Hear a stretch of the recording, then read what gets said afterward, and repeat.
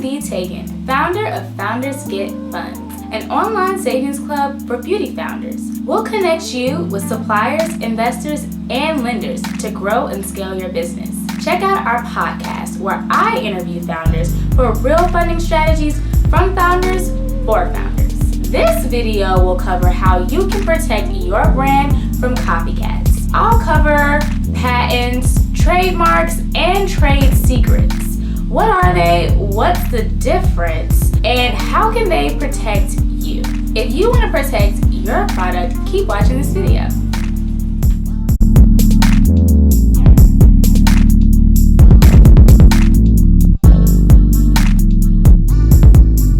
On this week's podcast, I interviewed Breonna Massey, founder of the all-natural skincare brand Slay Naturals. If you follow me on Instagram, you may have seen my video participating in their Slay Inside challenge.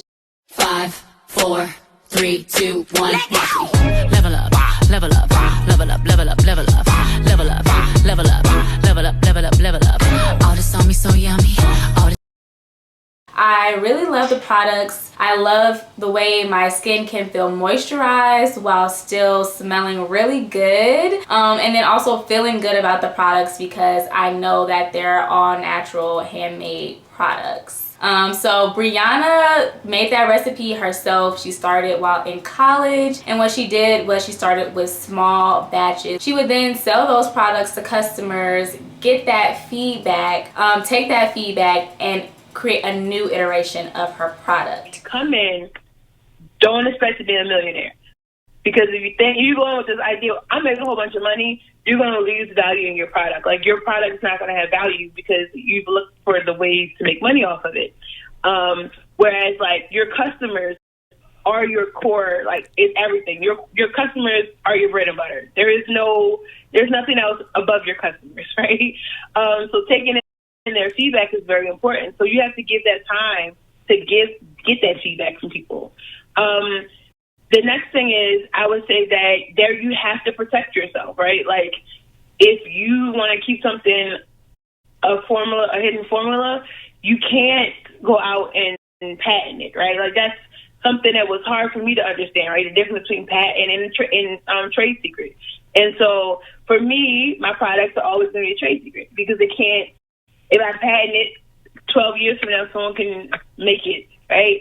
Or someone could be in the factory now making it and waiting for it to get declined or anything like that, and they've made my product again, right? Mm-hmm. So it's just like learning the difference between which you want your product to be trade secret, you want it to be patent, right? Like, you want people to know what it is, right? So I think also being prepared for when people do try to, like, take over your brand. I actually ran into that issue early last year, where someone took my product out of the package and tried to sell it themselves. And, like, that requires a lawyer. That requires funding for that lawyer. That funds for the lawyer. Mm-hmm. Yeah. And your time. Time and patience. Your patience, more so your patience, because it's like your brand is your baby.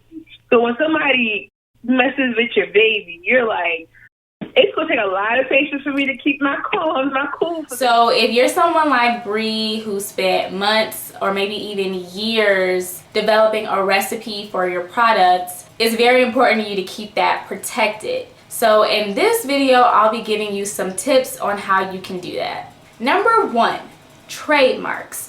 These are also called service marks when you're referring to a service and not a good. These protect your brand name and your logo. Registering for your trademark is different than owning your domain name. So if I own www.foundersgetfunds.com, that doesn't mean I own the trademark. The same goes for registering your business name. Because I own Founders Get Funds and I'm registered with my state, that doesn't mean I own the trademark on the name or the logo. Registering your trademark is a separate process. This can cost between $275 and $325 and is registered with the USPTO. Additionally, you'll need to renew this every 10 years for around $500. However, your business has common law rights as soon as it's used in commerce. So if you're just starting out and you're only in a particular region, getting your trademark registered may not be a priority for your business. What I do recommend you do is make sure that your name is available. So the USPTO has a free search where you can look this up, and I dropped the link in our Facebook group. If you're a member, you'll be able to see that. In addition to looking on that search engine, I suggest you search on Google as well. Because like I said, as soon as you start using that product in commerce, you'll have common law. So another brand may already be using that name and logo with common law rights. And the USPTO will look into that once you decide you want to register for a trademark in the future. Number 2, patents. If you're an inventor, you can stop others from making your product for a certain period of time. Your invention must be novel. This can be a process, a manufacture, a composition of matter. If you are a retail brand, this could be jewelry or even fabric. The trick is you must disclose this 1 year after your product has been released to the public. This application includes several fees, including a filing fee, a search fee, and an examination fee. Then, if your application is accepted, you need to pay another fee. This patent will last between 14 and 20 years, depending on your product. A patent is also a revenue opportunity. Once you have a patent on your product, you can license it out to other businesses. Number 3, trade secrets. This can protect a formula, a pattern, a process, a program, a device. The United States is required to give us this protection by the World Trade Organization. Unlike a patent, there are zero cost and there is no time limit. In fact, this goes into effect immediately after you apply. However, unlike a patent, a trademark doesn't protect you from independent discovery. So if your secret gets out there, it's out there. So keep it locked away. Plankton? Uh-oh. Initiating lockdown sequence.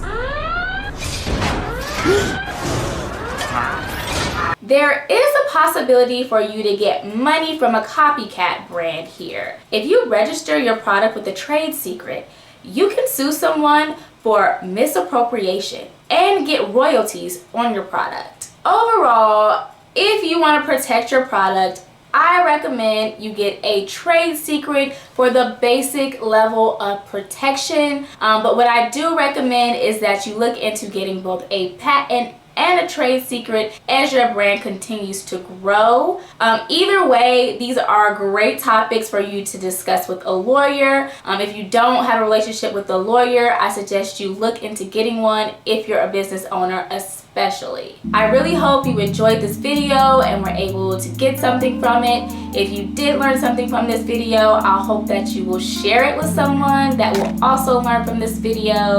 Also, if you want information from someone that has experience with protecting their brand, I suggest you take a look at this week's podcast, last week's podcast, The Slay with Breonna Massey. Again, I'm V. Tagan, founder of Founders Get Funds. Thanks for listening. Apply today for our online savings club for founders.